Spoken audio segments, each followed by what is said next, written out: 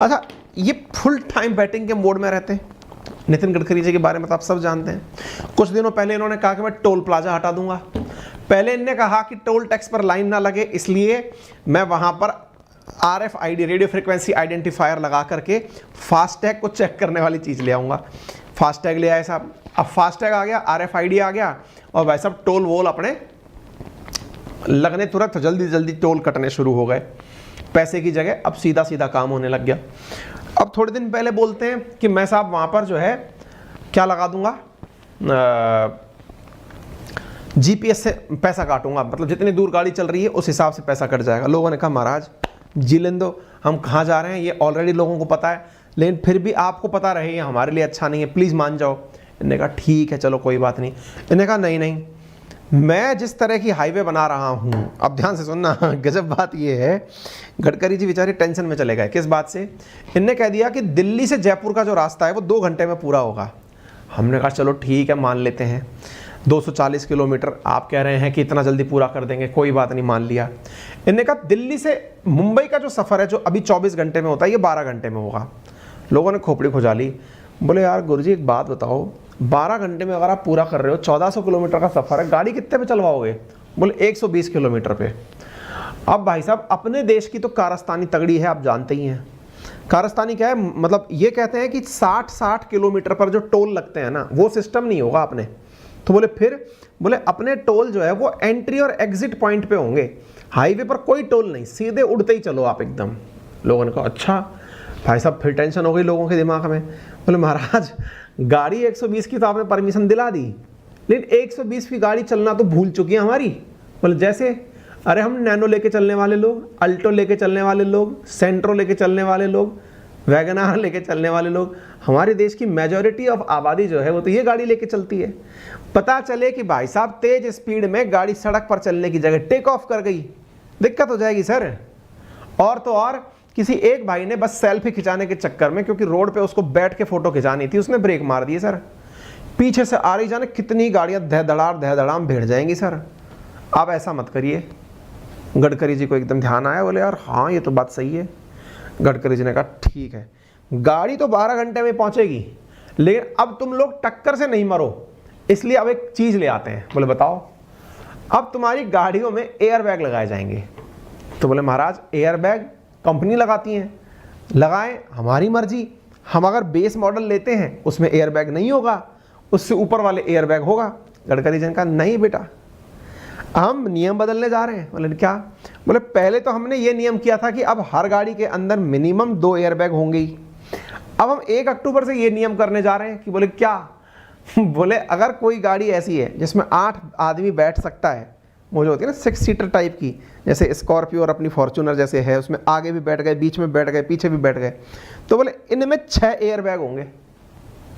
भाई साहब कंपनियों ने माथे पकड़ लिए।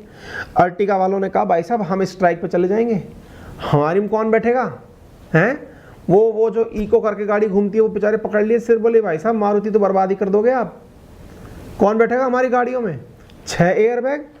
यहाँ आदमी पहले ये देखता है कि माइलेज कितनी देगी, माइलेज से आगे नहीं सोचता इंडियन। आप कहाँ ले जा रहे हो महाराज? तो भाई साहब इनके बयान से हो गया बवाल। क्या?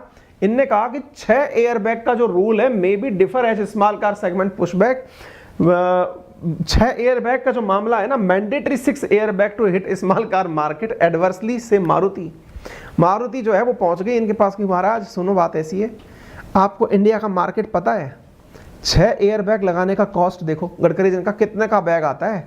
800 रुपये में बढ़िया बैग ले लो एडिडास प्यूमा का। अरे महाराज वो नहीं, हमको बैग लगाना है एयर बैग जो कि फटते फूले। एक बैग लगाने की कीमत 25-25 हज़ार रुपये आती है। 25 अंठे 202 लाख रुपए के अगर हमने बैग ही लगा दिए तो भाई साहब हमारी गाड़ी खरीदेगा कौन? ऐसे नहीं होता है सर। तो अब उन्होंने कहा कि अच्छा मैंने तो बोल दिया 1 अक्टूबर से लगना है, अब क्या करें? बोले आप अपना सोचो सर, कुछ बदलो इस नियम को, थोड़ा बहुत कुछ इधर उधर करो। आप जल्दी पहुंचाने के चक्कर में हमको देश से बाहर निकलवा दोगे आप। क्यों? बोले यार इंडिया के अंदर सर नहीं चलता ऐसे, आप सेफ्टी को बाद में लाना। इधर देखो आप। तो भाई साहब ये recently ministry of road transport और हाईवे ने जैसे ही कहा कि वो मिनिमम 6 एयर बैग तो डालेगी। क्या बात कर रहे हो सर, ऐसे नहीं होता है सर हैं? 6 एयर बैग आपने गाड़ी में डलवा दिए, निमट जाएगी जनता। कैसे खरीदेंगे सब लोग गाड़ी, बहुत महंगा पड़ेगा मामला। आते हैं अभी, रुको।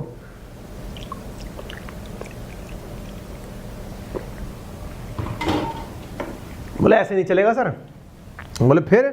तो ministry of road transport and highway authority ने जैसे ये वाली बात कही, गडकरी जी ने कहा 6 बैग कंपलसरी, मेरे को सबको 6 घंटे में पहुंचाना है, मेरे को समय कम करना है।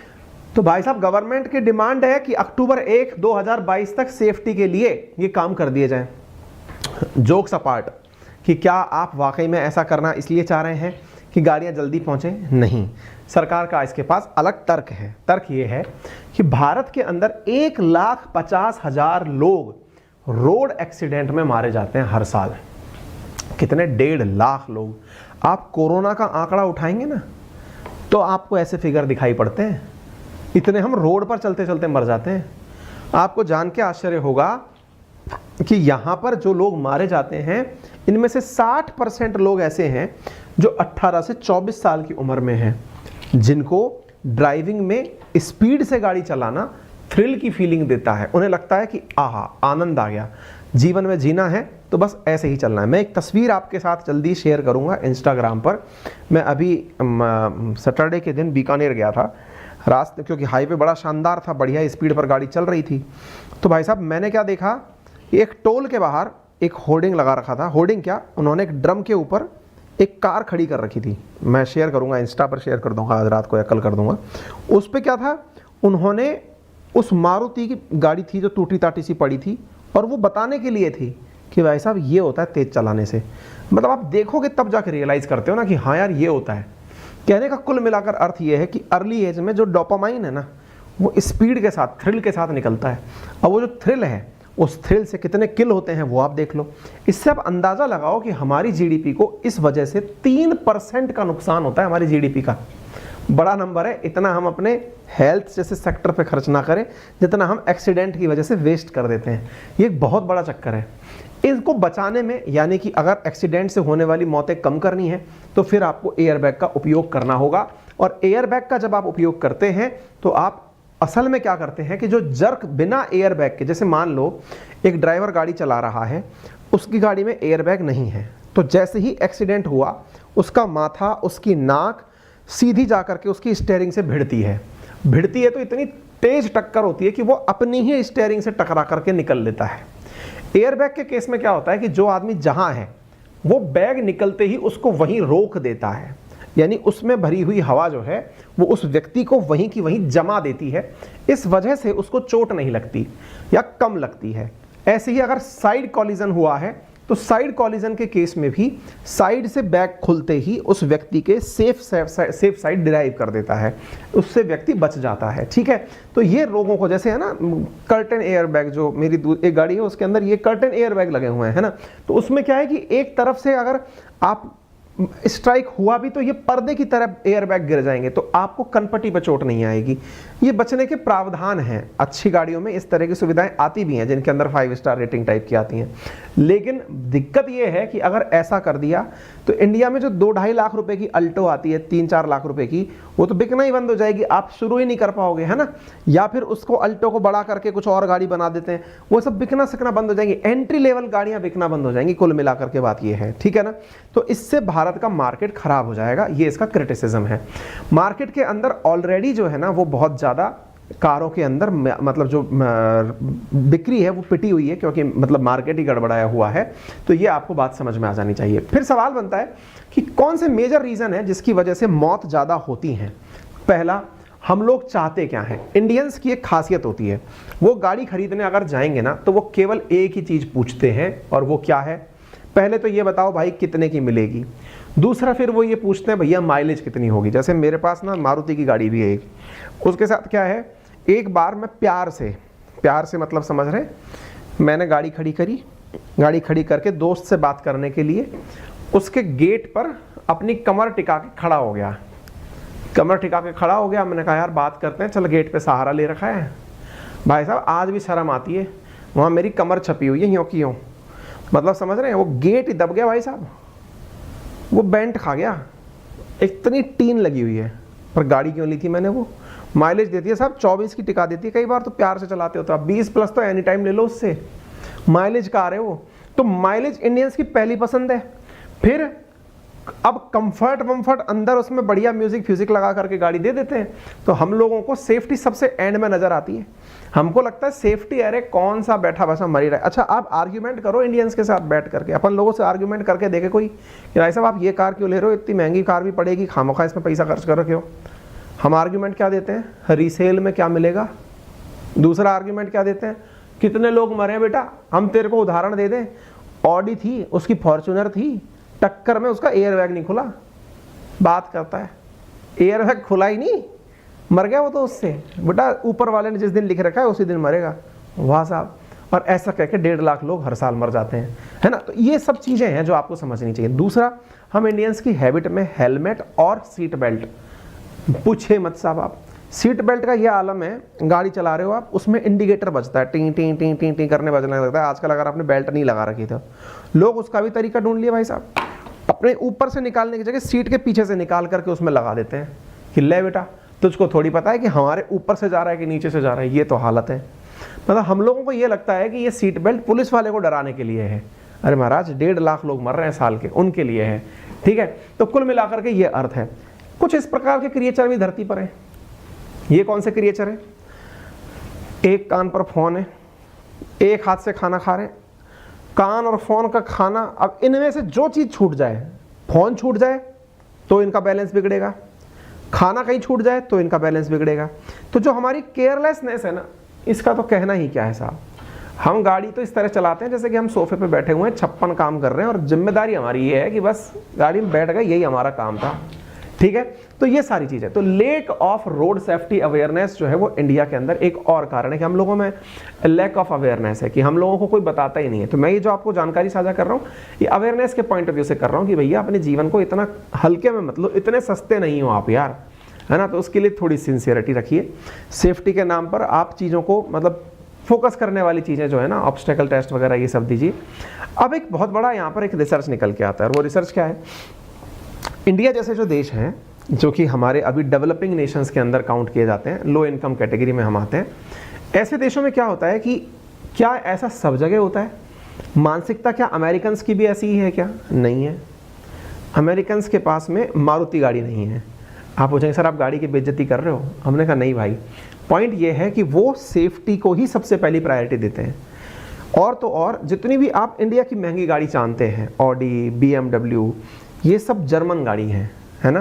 क्यों? क्योंकि वहाँ पर सेफ्टी बहुत बड़ा मायना रखता है। मर्सिडीज, ये सब जर्मन कार्स हैं।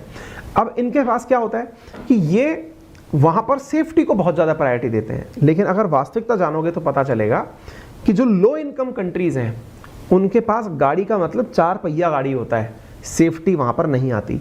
हाई इनकम कैटेगरी के अंदर सेफ्टी की बात आती है। आप इंडिया में ही देख लो, जिसके पास पैसा आ जाएगा ना फिर वो महंगी गाड़ी में उतरता है। क्यों? क्योंकि साहब पहले तो हमने समय काट लिया, अब हम महंगी गाड़ी में इसलिए जाएंगे क्योंकि अब मेरी जान कीमती हो गई है। वास्तविकता है, इस आधार पर हमारे देश के अंदर ये चीज़ें देखी जाती है। तो हाई इनकम कंट्रीज़ के अंदर और लो इनकम कंट्रीज़ में क्या होता है वो मैंने आपको यहाँ पर बता दिया है। ठीक है साहब, तो रीज़न हमने सारे आपसे डिस्कस कर लिए हैं। तो अब देखते हैं सरकार क्या कर सकती है। सरकार के जो प्रयास हैं वो मैंने आपको यहाँ पर लिखित में दे दिए हैं। एक बार के लिए आपको ये कंटेंट क्लास पूरी होने के बाद मिल भी जाएगा। क्या क्या है? पहला, नेशनल रोड सेफ्टी पॉलिसी को प्रमोट करना चाहिए। दूसरा, नेशनल रोड सेफ्टी काउंसिल जो है उसको एज एन अपेक्स बॉडी स्थापित होना चाहिए। तीसरा, व्हीकल अमेंडमेंट बिल 2017 को रोड सेफ्टी के साथ ऐड करना चाहिए। 4E जैसे एजुकेशन, इंजीनियरिंग, एनफोर्समेंट और इमरजेंसी केयर, इनको बढ़ावा देना चाहिए। रोड सेफ्टी ऑडिट की जानी चाहिए, यानी सड़कों को बार बार देखा जाना चाहिए। सड़क पर चलते समय seat belt, anti lock braking system ये लोगों ने लगा रखा है कि नहीं, इसको देखना चाहिए। डिस्ट्रिक्ट रोड सेफ्टी कमेटी की स्थापना की जानी चाहिए। सुंदर कमेटी जो 2005 में आई थी, जो कि डेडिकेटेड थी सेफ्टी और ट्रैफिक मैनेजमेंट को लेकर, उसकी सिफारिशों की पालना करनी चाहिए। ठीक है ना। तो ऐसी स्थिति के अंदर आप इन चीज़ों की अगर पालना करेंगे तो आप लोगों की जान भी बचाएंगे और खुद की जान भी बचाएंगे। इंडिया के केस में क्या है? तो इंडिया के केस में ये सच है कि हमारे यहाँ पर बहुत बड़ा लेवल है ये, कि हमारी इनकम कम है और रोड सेफ्टी भी कम है। और ऐसी स्थिति में इंडिया को धीरे धीरे अपनी सेफ्टी को ध्यान में रखते हुए आगे बढ़ना होगा। उम्मीद है कि आप सभी साथी इस बात से सहमत होंगे। ठीक है ना।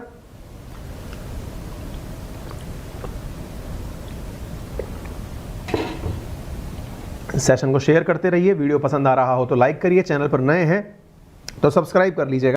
यदि आपको जानकारी पसंद आई हो तो सभी साथियों के साथ में इसे शेयर करें। सेशन पसंद आया हो तो इसे लाइक करना बिल्कुल ना भूलें, सभी साथियों के साथ इस घटना को शेयर करें।